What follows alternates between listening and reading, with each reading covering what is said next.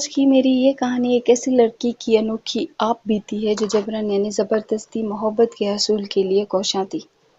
تو چلیے سنتے ہیں یہ کہانی اس لڑکی کی زبانی۔ میں نے جس گھرانے میں آنکھ کھولی اس کو ہمارے معاشرے میں امیر طبقہ اور ماڈرن کلاس کہتے ہیں۔ میں نے ہمیشہ اپنے آگے پیچھے پیسوں کی پرواہ نہیں دیکھی، کسی دکھ یا غم کا تصور بھی نہیں تھا۔ ہر طرف خوشیاں ہی خوشیاں تھی، ہر طرح کا عیش و آرام میری زندگی میں تھا۔ میں اپنی امی اور ابو کی اکلوتی اولاد تھی، اس لیے مجھ پر کسی قسم کی کوئی پابندی نہیں تھی۔ میری ہر فرمائش منٹوں میں پوری ہو جاتی، اس لیے میں خود کو اوروں سے الگ اور بہتر سمجھتی تھی۔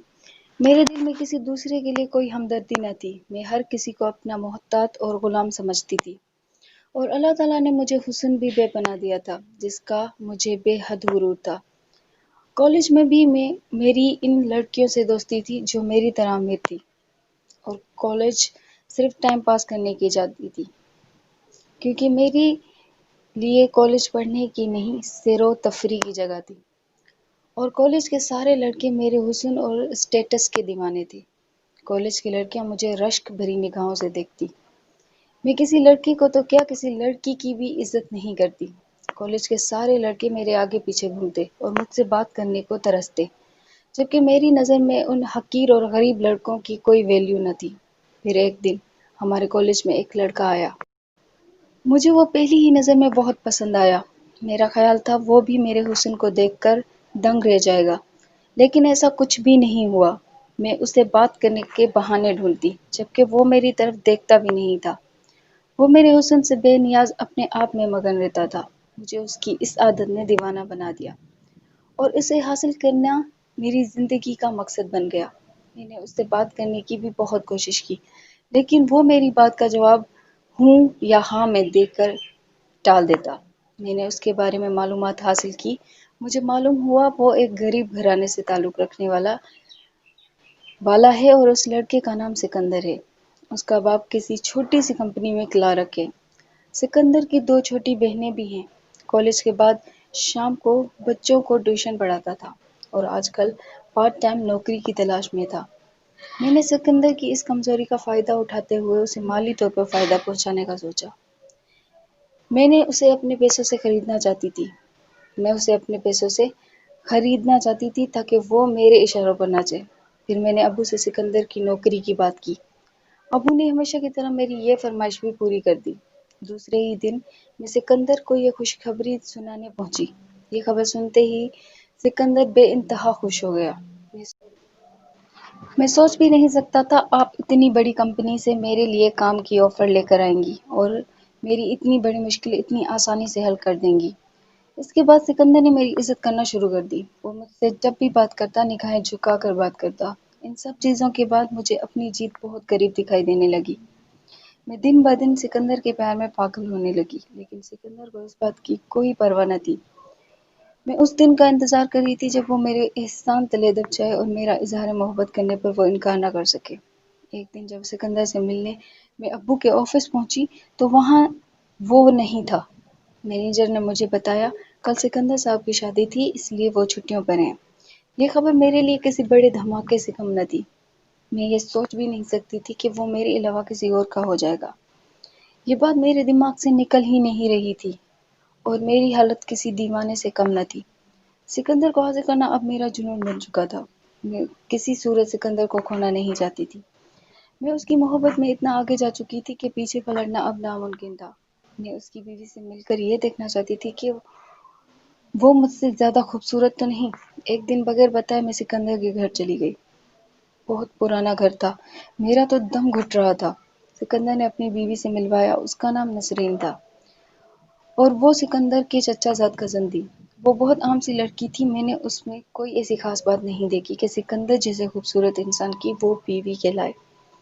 سکندر اور اس کی بیوی مجھ سے بہت محبت سے ملے۔ مجھے نسرین سے بے انتہا نفرت محسوس ہونے لگی، اس لیے سکندر کے لاکھ روکنے پر بھی میں بنا کچھ کھائے پیے سکندر کے گھر سے لوٹ آئی۔ سارے راستے سکندر اور نسرین کے بارے میں ہی سوچتی رہی۔ میں جتنا سوچتی اتنی ہی نفرت نسرین کے لیے میرے اندر پیدا ہونے لگتی۔ اس دوران اچانک میری نظر سڑک پر لگے ایک بورڈ پر پڑی جس پر لکھا تھا آپ کے ہر مسئلے کا حل صرف میرے پاس موجود ہے۔ میں نے وہی گاڑی روک دی اور دروازے سے اندر داخل ہو گئی۔ اندر داخل ہوئی تو دیکھا کمرے کے کونے میں ایک کالے کپڑوں میں ملبوس ایک عورت بیٹھی ہے جو شکل سے کافی ادھیڑ عمر لگ رہی تھی۔ اس کے گلے میں مختلف قسم کی رنگین مالائیں تھیں۔ اس کے آگے پیچھے کچھ لوگ جمع تھے۔ مجھے دیکھتے ہی اس عورت نے ہاتھ کے اشارے سے لوگوں کو جانے کو کہا۔ میں نے تفصیل سے اس عورت کو اپنے اور سکندر کے بارے میں بتایا اور نسرین کے بارے میں بھی بتایا، اور یہ بھی کہا میں سکندر کو حاصل کرنے کے لیے کسی بھی حد تک جا سکتی ہوں۔ اس نے میری بات غور سے سنی اور دوسرے دن آنے کو کہا اور مجھے یقین دلایا کہ بہت جلد سکندر تمہارا ہوگا۔ مجھے اس عورت کی باتوں میں سچائی نظر آ رہی تھی۔ میں دوسرے دن کا وعدہ کر کے چلی گئی۔ پتہ نہیں کیوں مجھے اس عورت سے بات کر کے یقین ہو گیا تھا کہ سکندر اب صرف میرا ہونے والا ہے۔ اس رات مجھے سکون سے نیند آئی تھی۔ دوسرے دن میں مقرر وقت پر اس عورت کے پاس پہنچ گئی۔ آج وہ کمرے میں اکیلی تھی۔ وہ کچھ دیر آنکھیں بند کیے بیٹھی رہی، پھر مسکرا کر مجھ سے مخاطب ہوئی۔ اس نے مجھ سے سکندر کی بیوی کی ایک تصویر اور ایک جوڑا شلوار قمیض لانے کو کہا اور بتایا یہ عمل کافی مشکل ہے۔ اگر تم یہ عمل کروانے پر راضی ہو جاؤ تو اگلے 6 مہینے بعد چاند کی 14ویں تاریخ کو 4 دن یہ عمل مسلسل کرنا ہوگا اور عمل کے لیے شہر سے دور ایک ویران علاقے میں جانا ہوگا۔ اس عمل کو کرنے کی قیمت 1,00,000 روپے ہوگی، لیکن اس عمل کے بعد سکندر کی زندگی صرف تمہاری ہوگی۔ اگر تمہیں منظور ہو تو اگلی بار پیسے لیتی آنا۔ میرے لیے 1,00,000 روپے کی تو کوئی اہمیت ہی نہ تھی، لیکن فکر مجھے اس بات کی تھی کہ 4 دن کے لیے اپنے ابو سے کیا کہوں گی۔ اور دوسرا مسئلہ میرے لیے سکندر کی ایک تصویر اور نسرین کی تصویر اور اس کا جوڑا تھا، جس کو حاصل کرنا میرے لیے کافی مشکل تھا۔ اس لیے اس وقت عورت کی بات سن کر خاموشی سے لوٹ آئی۔ میری سمجھ میں نہیں آ رہا تھا کہ مجھے کیا کرنا چاہیے۔ اس لیے میں اس عورت کے پاس دوبارہ نہیں گئی، لیکن سکندر کو بلانا میرے لیے ناممکن تھا۔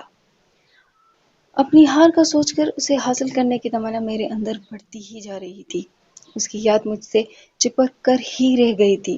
میں محسوس کر رہی تھی کہ وقت کے ساتھ ساتھ میری دیوانگی میں بھی اضافہ ہوتا جا رہا تھا۔ خیر، وقت کو گزرنا ہوتا ہے اور وہ گزرتا گیا۔ پھر 1 سال بعد ایک خبر نے میرے اندر تباہی مچا دی کہ نسرین نے ایک بیٹی کو جنم دیا ہے۔ اب تو میری نسرین کو سکندر کی زندگی سے نکال کر دور پھینکنا چاہتی تھی۔ میں اس کی بیٹی کی پیدائش کی مبارکباد دینے کے بہانے سے ان کے گھر گئی اور ان سے شادی کی تصویر دیکھنے کی فرمائش کی۔ سکندر فوراً اپنی شادی کا البم نکال کر لے آیا۔ میں تصویریں دیکھتے ہوئے بڑی چالاکی سے ان کی ایک تصویر چھپا لی۔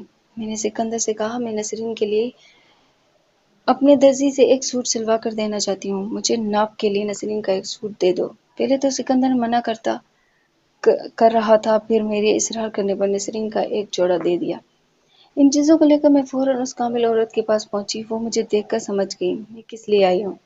مجھے دیکھ کر کہنے لگی میں تو سمجھی تھی تم نے اپنا ارادہ تبدیل کر لیا، کیونکہ اس بات کو کیے ہوئے 1 سال گزر گیا۔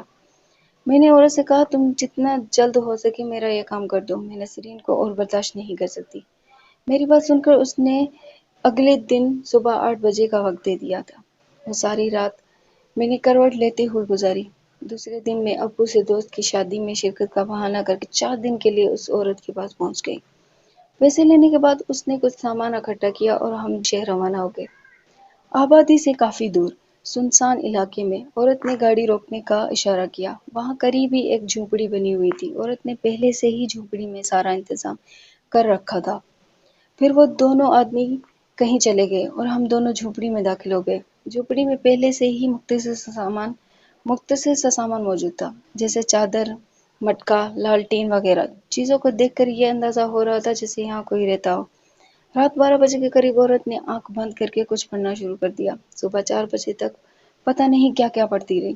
اس کے بعد اس نے ایک نوکیلا خنجر نکالا اور اس تصویر کے درمیان سے کاٹ دیا، اور پھر ہم جھونپڑی میں ہی سو گئے۔ اگلے دن سورج نکلنے کے بعد اٹھتے ہی تو وہی 2 آدمی جو ہمارے ساتھ آئے تھے ہمارے لیے ناشتہ دے کر چلے گئے۔ اس کے بعد سارا دن کوئی پڑھائی نہیں ہوئی، سارا دن بور گزرا۔ پھر 12 بجے عورت نے دوبارہ اپنا عمل شروع کر دیا اور نسرین کے کمروں پر کچھ پڑھ پڑھ کر پھونکتی رہی۔ صبح 4 بجے عمل ختم کر کے ہم پھر سو گئے۔ اب عمل کی تیسری رات تھی۔ اس نے خنجر پر کچھ پڑھ کر پھونکا اور خنجر کی نوک میری انگلی میں گھونپ دی۔ میرے حلق سے تکلیف کے باعث ایک زبردست چیخ نکلی۔ میری انگلی سے بہتا خون وہ ایک پیالی میں جمع کرتی رہی۔ پھر پیالی بھر گیا تو میری انگلی پر ایک کپڑا باندھ دیا۔ تب اس نے نسرین کی قمیض میرے خون میں بھگو دی۔ صبح 4 بجے عمل ختم ہو گیا۔ اس عورت نے خوشخبری سنائی کہ ہمارا عمل 3 دن میں ہی کامیاب ہو گیا۔ ہمیں ابھی واپس جانا ہوگا اور نسرین کی قمیض کو کسی قبر میں دفنانا ہوگا۔ اب سکندر صرف اور صرف تمہارا ہے۔ قبرستان میں نسرین کی قمیض دفنائی اور ہم واپس آ گئے۔ مجھے ایسا محسوس ہو رہا تھا کہ آج میری زندگی سب سے بڑی جیت ہو گئی ہے۔ ساری دنیا آج اپنے قبضے میں محسوس ہوتی دکھائی دے رہی تھی۔ میں نے پرسکون ہو کر سو گئی اور جب اٹھی، تیار ہوئی اور سکندر کے آفس گئی تو پتہ چلا آج سکندر کام پر نہیں ہے۔ پھر میں نے گاڑی سکندر کے گھر کی طرف موڑ دی۔ وہاں پہنچی تو کافی لوگ جمع تھے۔ میرے پوچھنے پر پتہ چلا کہ سکندر کی بیوی کا انتقال ہو گیا ہے۔ کل رات ان کو زبردست دل کا دورہ پڑا اور وہ انتقال کر گئی۔ میں اس شام کامل عورت کے پاس پہنچی اور اسے یہ خوشخبری سنائی۔ عامل عورت نے کہا، اب تھوڑی ہی دنوں میں سکندر خود تمہارے پاس چل کر آئے گا۔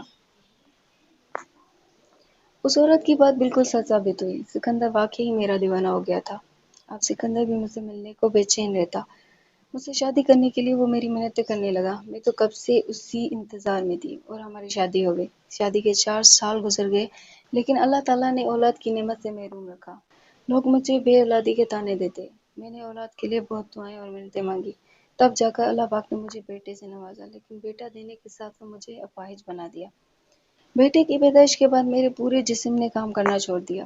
ڈاکٹروں کے مطابق بالکل نارمل ہوں، مجھے کوئی بیماری نہیں ہے، بس میرا سارا جسم مفلوج ہو کر رہ گیا ہے۔ آج میرا بیٹا پورے 25 سال کا ہو گیا ہے اور میں گورنمنٹ اسپتال میں ایک کونے میں پڑی ہوں۔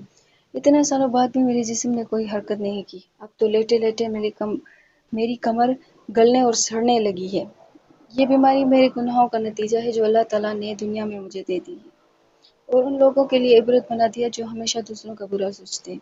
میرے شوہر اور بیٹے نے تو برسوں سے میری کوئی خبر نہیں لی کیونکہ وہ بھی اوروں کی طرح مجھ سے گھن کھاتے ہیں۔ البتہ کبھی کبھار نسرین کی بیٹی مجھے آ کر دیکھ جاتی ہے۔ بہت اچھی لڑکی ہے اور ظاہر ہے اس کی رگوں میں ایک اچھی اور نیک عورت کا خون گردش کر رہا ہے۔